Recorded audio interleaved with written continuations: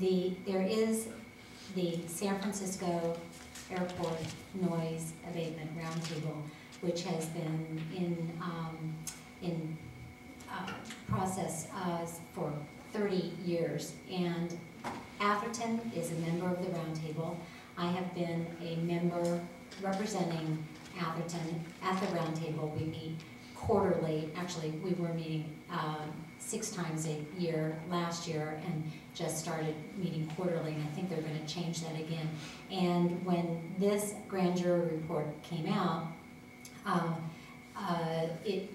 so last week was our meeting, and I was there, and the airport roundtable group consists of 20 of the cities in our county: Daly City, Brisbane, Burlingame, Millbrae, San Mateo, Redwood City, Foster City, Half Moon Bay, and Woodside, Portola Valley, and we all sit around and talk about this. And the airport roundtable group, with the staff from the airport, has made tremendous strides. However, this the numbers of flights have increased back to the levels of 2000 prior to 9/11. Just the economy has gotten better. Now, my comments about this letter is, who responded, who made the response? Because I was not asked to give any response or any input on this response, and I'm the member, and I could have helped you make more, I think, salient responses than the responses that are here. So I feel that, I feel a little embarrassed that the town of Atherton is going to make this response, and the way it is, because it doesn't have any teeth in it. It doesn't have any substance to it, and it's because I think it was made in a void, in a vacuum, without consulting us. Now, I'm on the General Plan Committee, and I've had conflicts on 3 meetings this last year because of the General Plan meeting at the same time, and I've asked our alternate to go in our state and make a presence, and our alternate has not gone. So I think it's important for us to be at the table and to give a voice, and if there are complaints about air traffic noise, that we should be bringing it to the airport roundtable. I'm not aware of any. I asked the city manager, I asked the city clerk, do we get any complaints? And to my knowledge, we don't get any complaints about air traffic. And compared to Brisbane, where they say that they have flights coming over every 2 minutes, it's just, I feel like we really shouldn't complain too much, but if we do have complaints, we need to bring it to the airport roundtable. And there is a vehicle. Maybe you would like to be the representative this next year, and you could go and express some of your ideas and hear what's being said. It's really a wonderful group of council members, elected officials from these towns that are part of this roundtable. So I don't know if this letter's already been sent. We have until October 4th to send it. Frankly, Would you like to amend it, Elizabeth? Well, I can't amend it like here, just off the top of my head. But if we have till October the 4th, yeah, we can amend it. I would like to. Okay. Yes. I think that's a good idea. Okay, please do. I would love to work with the council members, and we'll rewrite this letter and amend it and send it off after you've amended it. Thank you. Okay, thank you. So we're going to just... Is that direction of council? Yes. Okay. Great. Okay, thank you. The next item is item number 16, the installation of 2 additional speed limit signs. On my street. Okay. Yes, I asked that we can talk about this a little bit, maybe get a clarification and get an answer to some questions I have. I'm interested in the fact that, well, the only information I have is what's in the staff report there, so I don't know all the discussion that took place in the Transportation Committee meeting, so bear with me if I ask some questions that are not. Anyway, the staff report says a single resident requested that the 2 additional signs. There are apparently 2 signs there now. These are 25-mile-an-hour signs, I guess, and 2 more have been requested. I'm just curious as to what kind of staff input, or what kind of a study, if any, accompanied the request from the residents. What was the process here? Does anyone know? May I ask the Public Works Director to answer that? Go ahead. Mike? It's and I've been to several transportation committee meetings now. It's my understanding that what happens is any citizen has the ability to come and address the committee with complaints and requests. And based on that, the committee has a discussion and dialogue, and then they come to a decision. And then basically, once they do that, they provide staff direction, in this case, to place actually 4 additional 25-mile-an-hour speed limit signs. But before we do that, we bring it to City Council to get approval before we actually go out and expend the dollars and install the devices. Was there any kind of a speed survey or anything taken there to indicate that this street is more or less dangerous or unsafe than other streets? No, I mean, the speed survey was done to set the speed limit. And what actually we need to take a look, because 25 miles an hour, that's a prima facie. So there doesn't necessarily have to be, speed survey to set that. So I don't know exactly if there's a speed survey on that street. But I don't believe any type of speed survey was done and brought forward to the Transportation Committee. Does the Transportation Committee have any kind of criteria for determining when signs are appropriate? I think the general feeling of this one was that it was a very, very small expense, and if an additional 25-mile-per-hour sign slowed down the traffic on that area, then it was something that was worthwhile. Now, that's not a very scientific explanation, but generally that was the way the Transportation Committee felt. Okay, fair enough. I guess I'm a little kind of process-oriented type person, and there seems to me that there ought to be a little more of a structure or a little more of a process in place where the staff makes some input on these things. I call it a screening process to verify the problem and maybe request additional request a staff recommendation. And also, is there any intent to follow up to kind of measure whether these things are effective or not? Is that something that we should be thinking about? Well, I'm not certain what Mike would say on that.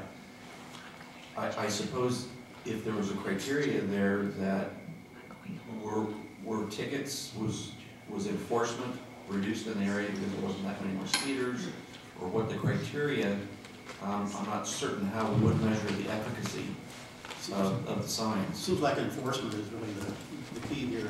Ultimately, that's around yes. town. Yeah. And I know the chief is really wanting to add another motor officer out of patrol into that. I think that'll have a big impact. Okay, I just wanted to raise these questions. Jerry, I would say there's an awful lot of speed limit signs in Atherton. Yeah, there are. Yeah. I would say, based on my individual experience, many of them are ignored, and the chief at the moment is working hard to prevent as many of them being ignored. I don't think he's even close to preventing all of them being ignored yet, so I think he's making good progress, but I think there's a long way to go before we... Thank you, Mayor. So my comment would be that it's really in line with Councilmember Council saying, do we have a vetting process? Just because one resident, said I want more speed limit signs, the other 20 residents may not want another speed limit sign, and maybe it really is not necessary to have more speed limit signs because they're going to be ignored anyway. What we need is more enforcement, and it just, you kind of have to look at, what is our town going to start to look like? There's just signs after signs after signs all over the place, and whether or not that's really effective. I know along Emily Avenue there by Sacred Heart School, I think there are 30 in that one short block, no parking signs. it is like a lollipop land. It's really, it's crazy. And you know, anyway, there's got to be a better way, you know. So I am opposed to doing this at this time. Not even in the face of it's not very costly. Like, it doesn't cost very much. I just don't think that it's something that we need to do. Mayor, if I could add, if council does direct staff to proceed with this, I thought Director Kashiwagi had a very good idea, is that maybe rather than put more signs up, which is not clear that that actually helps with speeding, he suggested putting, because there's a brand new slurry seal out there that's very dark, that perhaps we could go on with thermoplastic lettering on the pavement saying 25 miles an hour, less sign pollution. It's actually more evident to the drivers, if you have us proceed. Well, I guess on this item, there's no public comment. The public comment. Well, I just have one real quick. Sorry. Again, it's what I was talking about earlier. I don't think it's about the signs. People really do know the speed limits. And when the officers go out and kind of spot it, I used to live on Middle, right by the thing where people would punch it, called the cops and said, hey, my driveway's your driveway. Could you guys come by and let people know that if you're going to speed by there, you're going to get trapped. And it lightens people up, and then they would come back out. And it worked out really, really well that way. But I'm going back to the budget. I don't think it's about lollipops. I don't think it's about anything. It's the $5 cup of coffee. It's the $6 sandwich. And all of that adds up. Even though we're saying it's a small cost, again, it's a cost factor, and we need to consider looking at the little cost, just like the paper. And you really can. We've done it at our own home. You really can cut the budget by not, well, it's a small cost. Well, add that, times that by 10, or what if somebody else wanted on their street? What if somebody else? Times it by 10, times it by 100, and then see how big of a cost factor it is. So I just think that you just keep getting the officers out there and you fix it. Any other public comments? Hey, Lord Mayor, one other thing that might be considered is possibly, I don't know if the town owns one of these or maybe invests, kind of like you've done on Watkins Lane, just put in one that actually has the digits so that times what every car is doing. Maybe move that around between streets in Atherton so that people are actually saying, wow, you know, I am going 35 instead of 25. And it forces you to think about it a little bit more. So maybe that's a way to come up with a solution that can be rotated around the city streets where people are going. Because I think many people aren't trying to ignore the law. They're just focused on getting their kids to school, or they're focused on running to work or whatever. So maybe there's a way to help people mentally realize that, and then, you know, put a police officer for, you know, once a month and catch a few people. It might be a way to enforce. Thank you. John?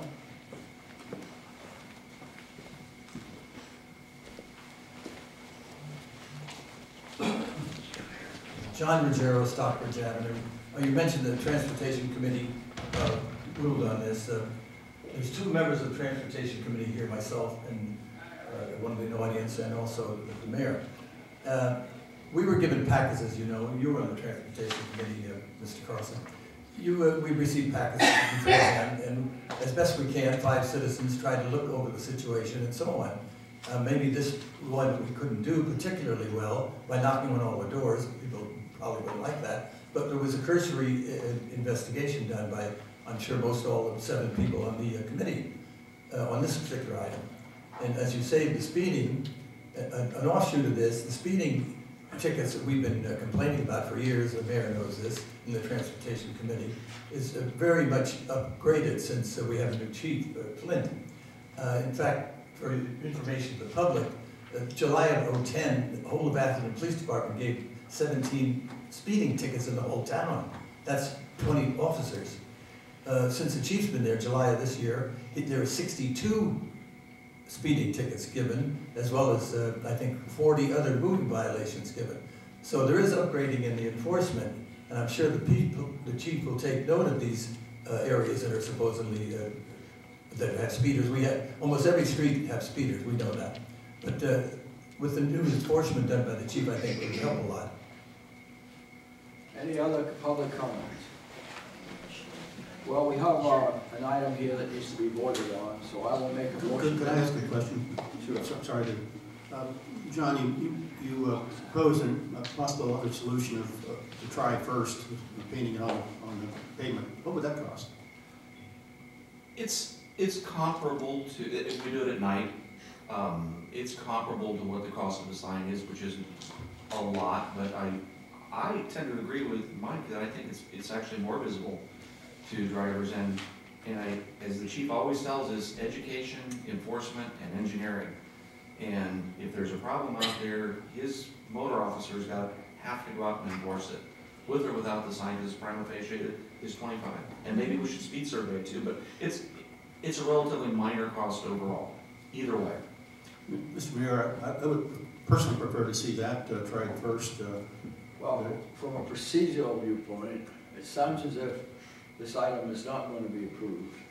And therefore, if it's not approved, we can bring up another item in the next meeting to come up with something else. So I guess from a procedural viewpoint, I'll make a motion that we approve this item. No. Okay? Oh, you're making a motion to approve it? So it would. It's gonna fail.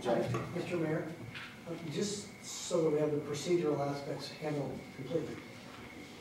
If Mr. Carlson and the mayor or 3 members of the council or if anybody wanted to float the question of whether or not you could put the thermal image, Thermoplastic. okay, if you could paint it on the road, you could do that because this gives notice to the people that there was going to be some kind of 25-mile-an-hour sign. So we can approve that tonight? You could approve that tonight if you so chose. Well, So you know. I'd be happy to approve it tonight. We have a public comment. Public comment.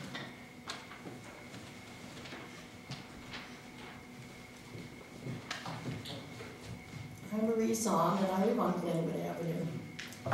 No one approached me about this situation. I lived there for approximately 38, 39 years. Granted, I have a flag lot, so I'm not impacted by traffic going in front of my home. However, I am very aware that our wonderful police department has little special spots on our street to observe speeders. I'm very conscious of it, and the only time I really see an impact of traffic is at the rush hours. Sunday morning, you could shoot a cannon down, likewise Saturday. So I don't know that there is a need for 2 additional signs at this time. So I would just give you my thoughts for consideration. Mr. Mayor, in view of the public comments, I think it might behoove us to table this for a month. And when does the Transportation Committee meet again? Is it 2 months? Yes, usually 2 months. Okay. I would move that we table this, let the Transportation Committee reconsider it and see if they want to proceed. I would agree. I agree with that. All right. I would like to. And let's have Chief Flint come back and report on the next transportation. I'll make a motion that we table this item. Okay. You want a second? Second. All in favor? Aye. Okay. Now we go to the, Whenever you Grab get Bill. Mr. Whitmer. There we go.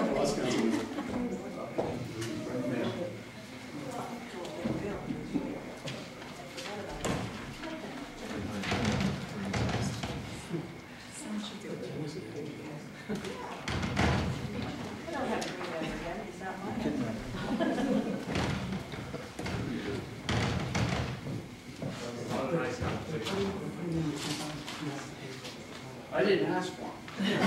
And there's already one sign there. Just kidding. We tabled it. let me know your information, we table this item. Oh, okay.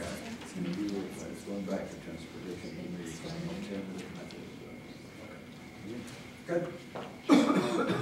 Next item on the agenda is public hearings, approval of a resolution adopting the revised fiscal year operating and capital budget. And I would like, first of all, to have our city manager make a few comments on this. Just a very few comments, Mr. Mayor and Council. The budget you have before you is the result of a delayed budget that while we're going through a transitional period of tremendous financial hardship, I am pleased to report 2 things. One, This is a status quo budget that moves us forward with not a lot of dramatic changes, other than the fact that we've made a huge step in the direction of resolving many of our financial difficulties. Louise will be highlighting some of the changes that would be different year on year. You'll notice, though, that our recent actions did not resolve all of our problems. They went a big step in the right direction, and we're on track, and the departments are up and running again. And as Vice Mayor Whitmer had said, that we're trying to get back on track on park maintenance, and we're going to do some good things. We are still very much in financial hardship. This is a negative budget. This does suggest that without further changes, we will be tapping in, asking council to tap in fund balance. If you approve the budget largely intact this evening, I believe that gives me the opportunity to reopen negotiations to discuss how we might take the last step towards financial sustainability. There will be no more layoffs, that we'll be able to add officers to get up to the full complement of them, and we are one of the few cities maybe in California that will be stable in perpetuity from a financial standpoint. But it is not a balanced budget presented to you this evening. I would also just like to comment that there are some items not in this budget, which we don't really know yet. It's very likely that we're going to owe Allied Waste and Recology substantial amounts of money towards the end of the year. The thing we haven't resolved yet is exactly how we will pay for those. They may not need to be paid immediately, but these are other potential liabilities that are not in here, so, and they could be upwards, I'm just guessing, about $700,000. And of course, we have some very long-term liabilities, about $12 million. So, you know, we really need to sharpen our pencils very much at this stage and try to come up on an operating basis at least with a balanced budget. So thank you, John and Louise, for doing the work. If you'd like, Louise could point out just some of your changes and additions very briefly. Thank you. Mayor and member of the City Council, I would like to mention that the revised budget has been reviewed by the Finance Committee on September 13, 2011. And the first thing I'd like to go in just mainly the highlight of the general fund budget, how it changed from the adopted budget to this revised budget. And as you can see, the general fund revenue pretty much stayed the same. There's no significant changes. The only thing that I'd like to point out is you see a decrease in town programming revenue, and it's because the town currently is not accepting any bookings, only accepting booking through the end of this year. Now I would like to just move quickly into the general fund expenditure. You can see from the revised budget to the adopted budget, there is actually an increase in the expenditure for general fund operation. And a couple of factors contribute to that is because during the layoff, when we have a reduction in workforce, the building department, there's a delay in timing, so we incur additional costs.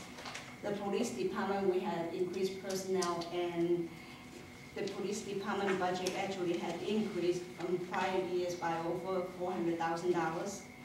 With this workforce reduction, we also offer some separation incentives to our former employees. And the finance department also have an upgrade from a senior accountant position to a financial services manager. So that can highlight the significant changes in the general fund expenditure. As the city manager has mentioned, we were able to reduce the shortfall on general fund from the originally projected $156,000 to now standing at $375,000. And this revised budget does not include any concession or salary savings, that which the city manager had mentioned earlier, that we'll be asking for employee concessions for the remaining employees that are still working for the town. We would also be looking at, obviously, this budget also include expenditure, employee benefit established quote, and that's going to change too. Without further delay, I would like to just point out the changes that was made to the package that you have. On page 14 of 85, staff has sent out a revision, the city clerk has sent out a revision on the expenditure by type. On the column that says adopted budget, thanks to the vice mayor, I have revised the number and spread the cost, so that is going to be a change, and I just want to point that out. If the council is looking for the fund balance for all funds, that those projected fund balance is on page 10 of 85. That's where you will see all the fund balance, including special revenue funds and capital project funds, and all our internal service funds. So that is the highlight of the fund balance. And on page 45, I just want to bring to the council's attention that the police department does have a supplemental request for equipment, and that may come out of the general fund for the equipment replacement fund. And the council can make a decision tonight whether to approve the supplemental request or wait till the police department bring forward their expenditure request and approve the appropriation at that time. Moving away from the general fund, we are now looking at parcel tax. That's only one changes, is we are appropriating $20,000 from the parcel tax for disaster preparedness, and is to be administered by the police chief. And last item on the list is just a minor change to the art committee budget. They are asking for additional appropriation of $4,700, which to cover the event that took place that was not originally budgeted. And I'd be happy to answer any question the council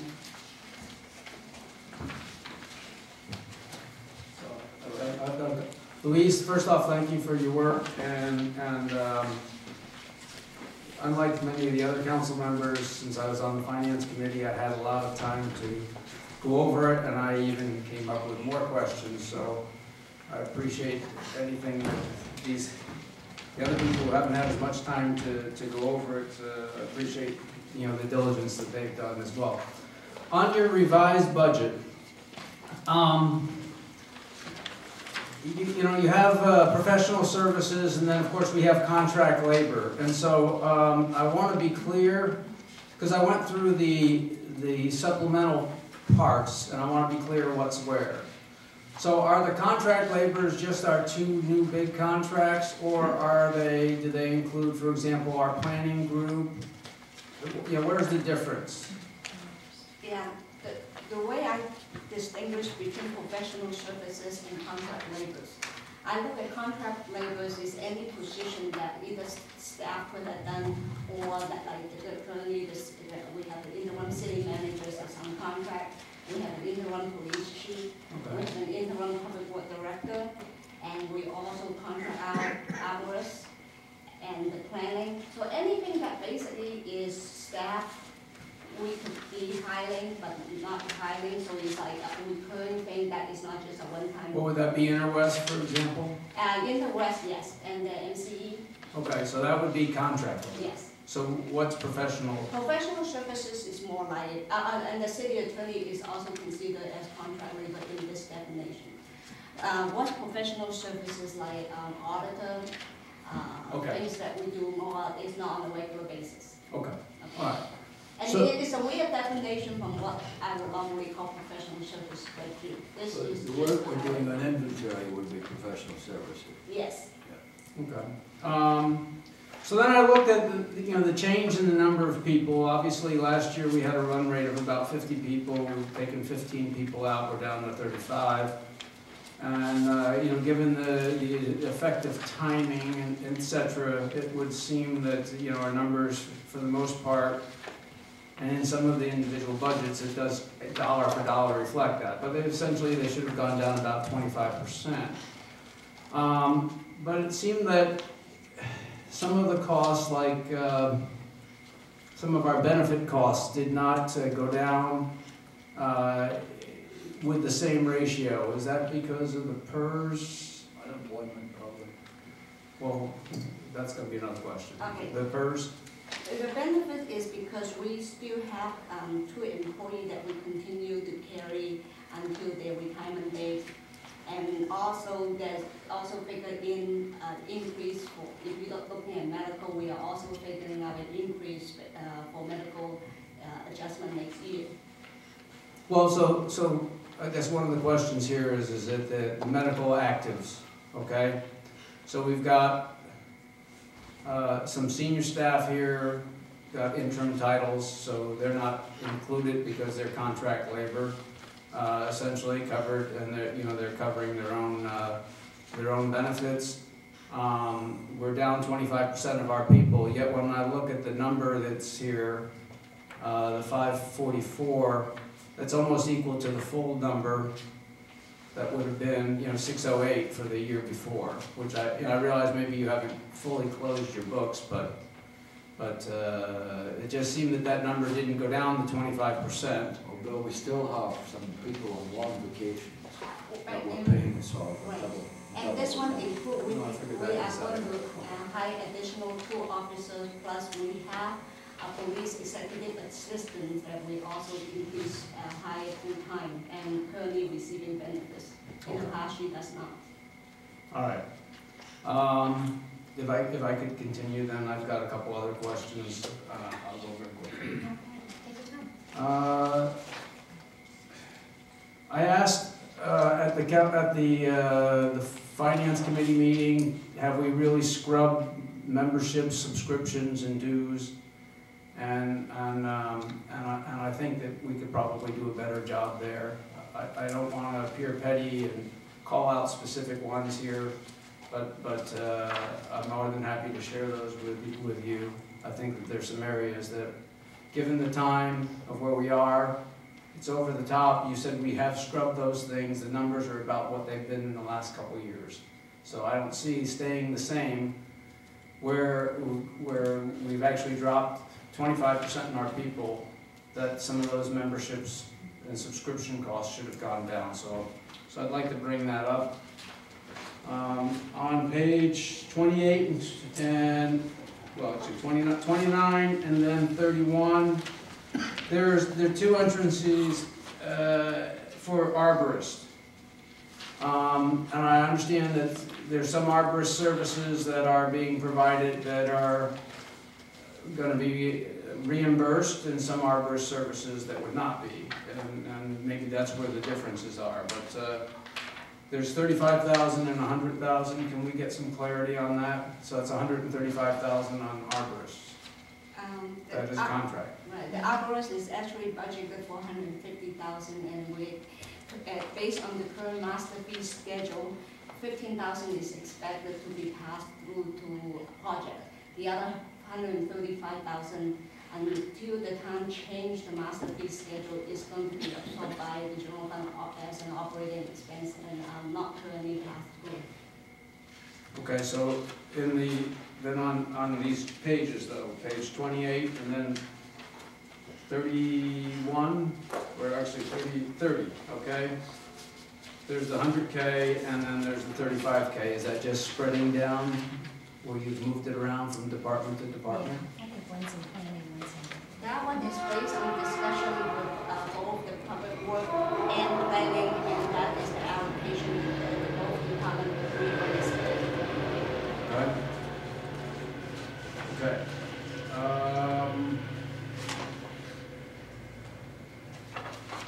I'll skip that. The tennis fund, I realize this is a small number, but I was surprised that it hasn't broken even or made money since 2008. To me, when we're telling the building department we want you to break even, I would think that when part of a number of the members that use the tennis facility are actually Menlo Park residents, that we wouldn't be subsidizing it. When we're taking that stand on weddings, I would think we'd take the stand on tennis. I'll move on and let that comment stand. And then I looked at the library fund, and I know we've got some people here from the library. And I know that there's a lot of discussions on things that are going to happen and things that they were planning. I realize that the council still has to make decisions, but I know that they're anticipating perhaps moving forward regardless with an EIR and some things like that. And I don't see any of those costs here. We have a very sparse budget at 73,000. And so I guess my question would be, you know, has the library fund actually looked at page 73 and 72? And if not, perhaps they could get with you and we could clean that up, because that's, to me, is a big question. Yes. Denise, would you like to answer that? Denise Kupperman, 74 Atherton Avenue. Yes, actually, the library and the library district managers did look at the budget. We wanted to respond to the budget revision. And because it is a separate fund with funds available, we do realize that we have work that will be ongoing, but at this point we do not have specific quotes or contracts at this point, and it would be a guess. And so the idea was that when and at such time that we actually had such contracts that would come to council, that the budget for that would be updated at that time when we had more information. And we did confer with staff on this matter. Thank you. Okay, so this budget is do nothing. This is a do nothing budget at this point in time. Just your operation, keep the doors and the lights on with the existing library. Correct. And showing all the residual going into making the number now 600 or 6 million, right? Okay. All right. That's my questions. Thank you. Jerry?